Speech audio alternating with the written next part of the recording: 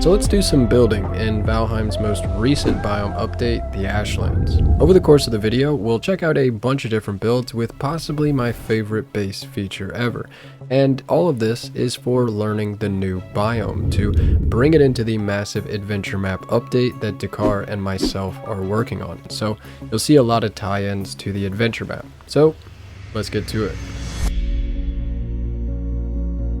So this is World Spawn. It's been taken over by Ashland's nature pieces to see how they will look in another biome. If you guys think it looks cool, I'll add it into the adventure map somewhere, so let me know in the comments. Then this gazebo is made partially from build menu pieces and also partially from hidden console pieces, which I scoured the console and found them all, I think. And I made a video here if you want to see them. And you know, on top of all the hidden console pieces, we also got a bunch of new locations with this biome update. But basically with this gazebo, I chose one of these Ashlands locations, removed some bits from it, and then built my gazebo on top from build menu and console pieces.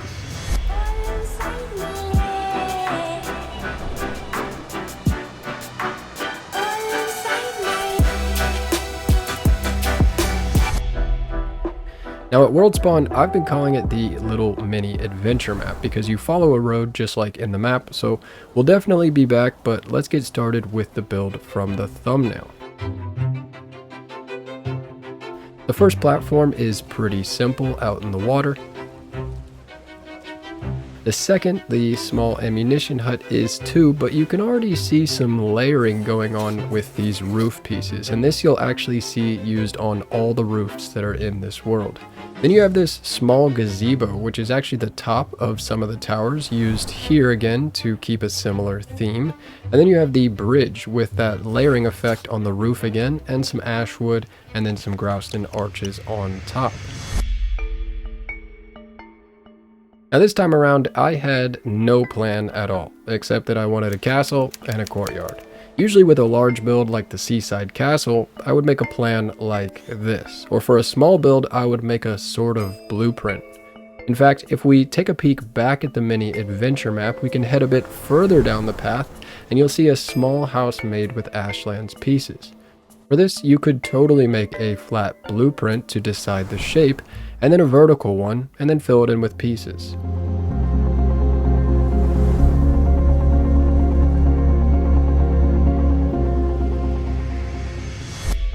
So I don't have a plan or a blueprint to show the story of how things worked out this time. So instead, we'll check in on the progress on the ground that the build sits on. For example, here's a sneak peek at what it will look like with the seaside castle, where you can see I worked on a hill here too.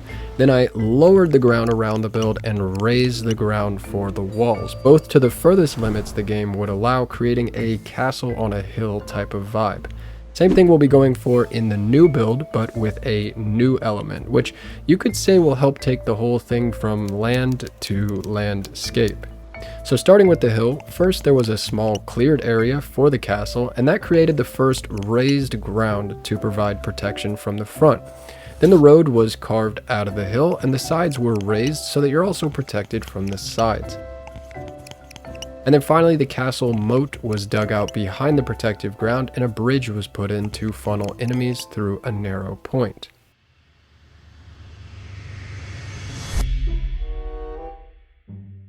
Alright, so I've got like a moat here. Okay. And I was thinking about like putting some water in there. What do you think? A few moments later. Yo. Looks pretty good, I think. Yeah, dude. Hey, so just really quick, if you're looking for a Valheim server hosting site that's not insanely expensive and that has pretty good 24/7 support, and you want to help out the channel, then check out Zap Hosting with my link in the description below. Alright, the next part of the build is a central courtyard surrounded by two buildings that make up the bulk of the castle. Both buildings with a black marble core with Grausten used on top. So the front building has a chimney and a fireplace for the kitchen on the first floor, a walkway outside of the workshop on the second floor, a roof that sticks out over the front and over the walkway, and a tower on the outside wall. So on the edge of the world, the building may look a bit funny, So we'll fill it out for you to see.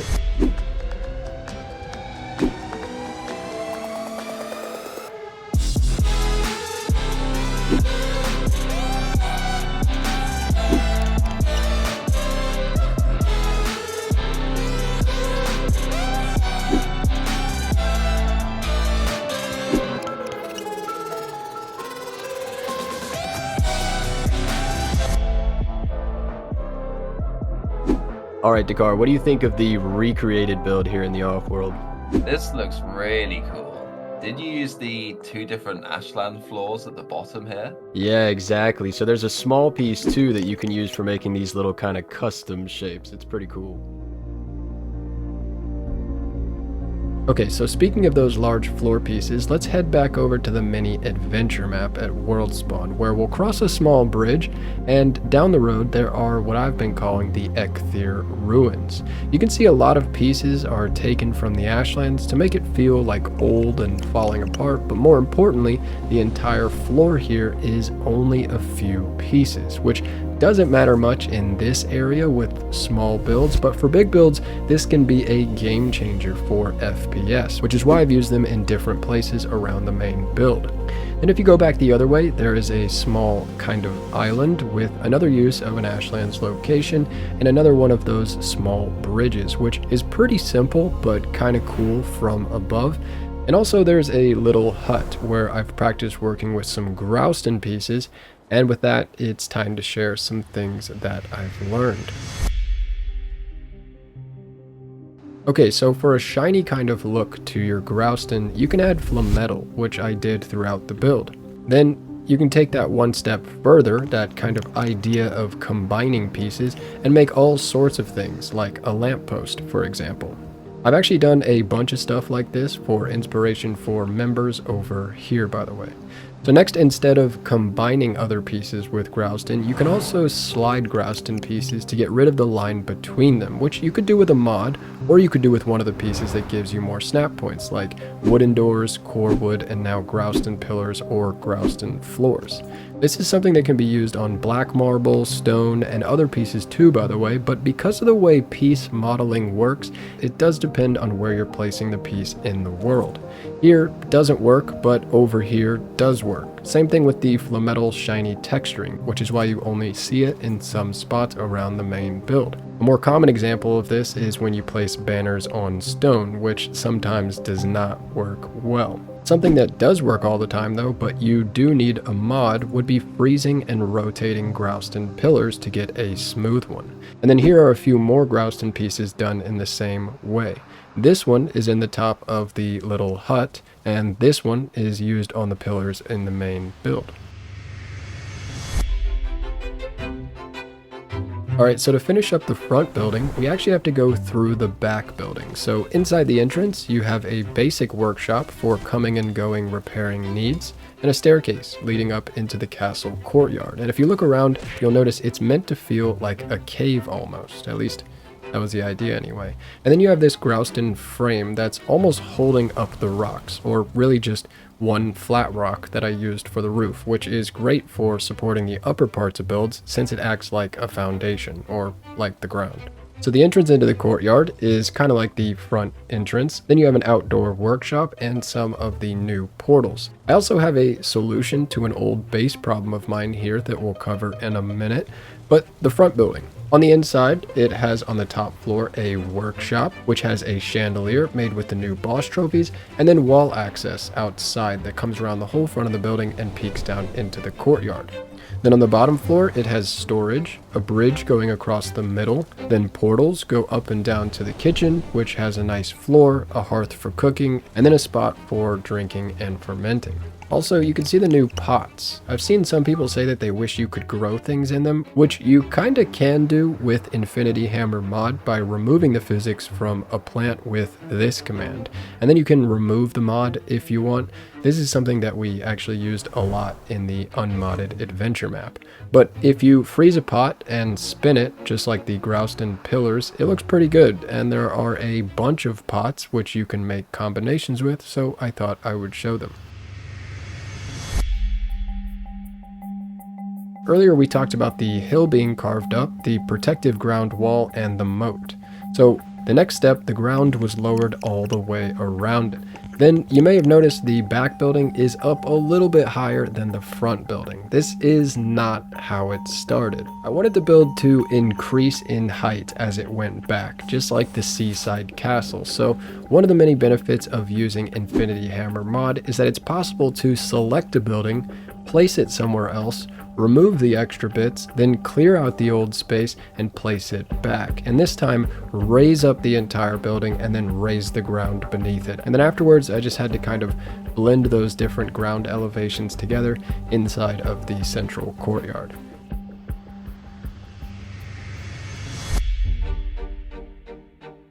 So you have this tapered wall here on the front and also on the side. Moving up to the second floor, you can see a couple of windows looking down to the entrance. You can see a similar roof up above, and then you can also see the walkway that sits above the courtyard and another walkway on the other side. So let's fill it in to see what it would look like, just like with the front building.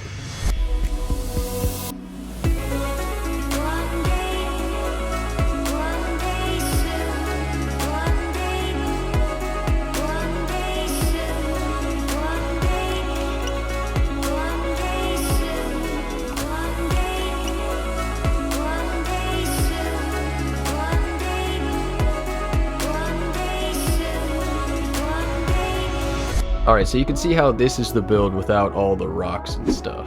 Yeah. And you can see how it like tapers out way more here because of that. Yeah, a lot more. Dude, I'm starting to think I should have done this with the main build. Dude.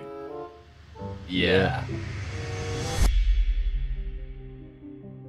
Now I want to add a few things on these new roof pieces. They look good for sure. The biggest upside to this look, I think, is the thickness. You can see how I used that with some structural looking pieces up top, which in the past might stick through. Now you do want to be careful with these because we only have 45 degrees, so the roof can be pretty huge if you aren't careful.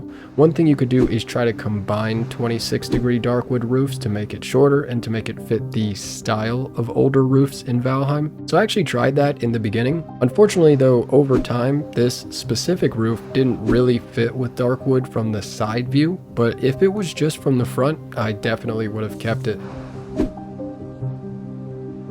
But the coolest thing is these new roof half corners. Instead of I corners and O corners, you now have those but cut in half, meaning that you can craft your own corners for patching tricky spots, meaning that you don't have predetermined designs on them, and meaning that you can even make some super cool things with them like this over in the test build area and this in the edge of the world. Speaking of roofs, check out the final bit of the mini adventure map, the Boathouse. Alright, so back in the day, this was the biggest boathouse I had ever made. Yeah, I remember this. Oh. So the boathouse is a bit bigger than it needed to be, but there is no doubt room for the new ship, and I got to practice working with Ashlands console pieces again, which I definitely recommend trying out. You can see how the roof has that layering effect once again, and a nice thing on top to finish it all off, which I have a few different versions of in the edge of the world near the boathouse recreation. Okay. So it's time to head into the back building, but I don't see a staircase anywhere. So remember the old base design solution I was talking about in the courtyard? Well, it's just this new portal where finally anything can go through. In the past, I've built some bases that are way too spread out for a survival playthrough, but now you've got a hub right in the middle of the base where you can go anywhere instantly with anything using the navigation tower? I don't know what you would call this, but check it out. Pretty cool view, and you can't fall out. It sounds cheesy, but it's probably my favorite base upgrade that I've done. Alright, so let's head inside the back building. Through the portal, turn right and into the home. Then there's storage for items, barber, beds to sleep in, cartography table. And there are also these extra supports to separate a section of the room that are actually left over from an old idea that got removed. There was a castle courtyard out front, which is still in the test area if you want to check it out. And then also the floor has a checkered pattern with a bunch of black marble and then just a few large Grausten floor pieces placed inside. So then heading out this way, you can look down into the courtyard. There's a nice path to follow where you can sit under a gazebo. And then on the other side, you have a covered space with a small path going upwards with more console arches, which actually brings us back to the story of the ground. So the progress of the ground started with a road, a protective wall, a moat, and then the ground was lowered to the max all the way around the base. Then the ground moved on to multiple elevations blended together in the central courtyard, and then finally we get an extra element which takes this ground from land to landscape.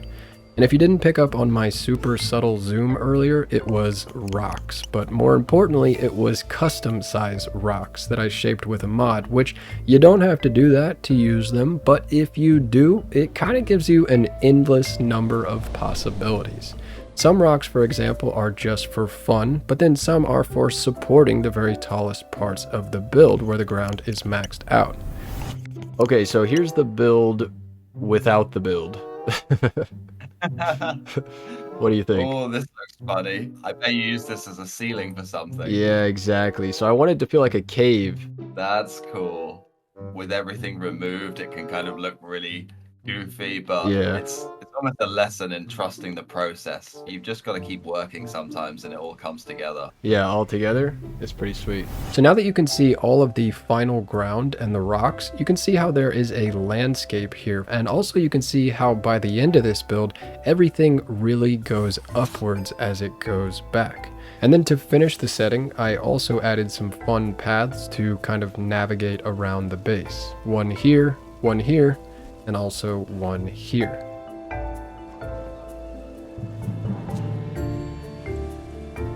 So honestly, I really like the full concepts of the front and the back building, but I don't think I would change the landscape.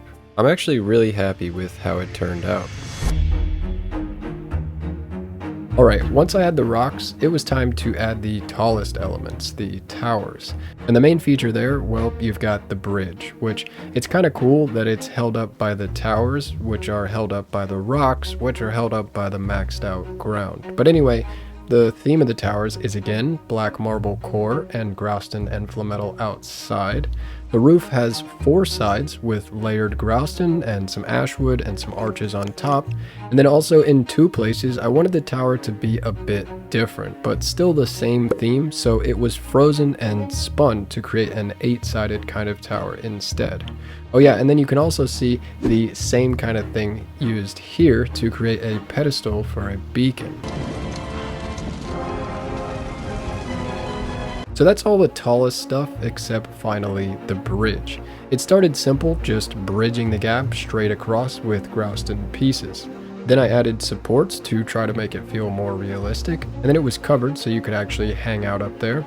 Also, another use of the Infinity Hammer mod, I actually only had this bridge over on the right for a while, but I didn't feel like you could see it enough, so I actually grabbed it, placed it somewhere else, removed the extra bits, and then repositioned it in the front so that you could see it much better. And if you're wondering about how to actually get to these towers, they have their own portal connections for exploring around the upper parts of the base.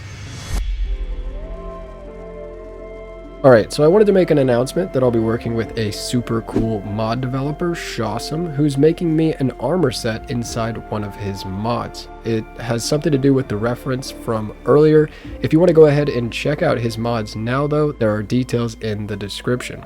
If you learned something or enjoyed the video, don't forget to leave a like or subscribe, it helps a lot. Adventure map announcements coming soon, so keep a lookout for those, especially in the Discord, where if you want to provide some feedback, we would love for you to do that. Thanks for hanging out, take care, and I'll see you guys in the next one.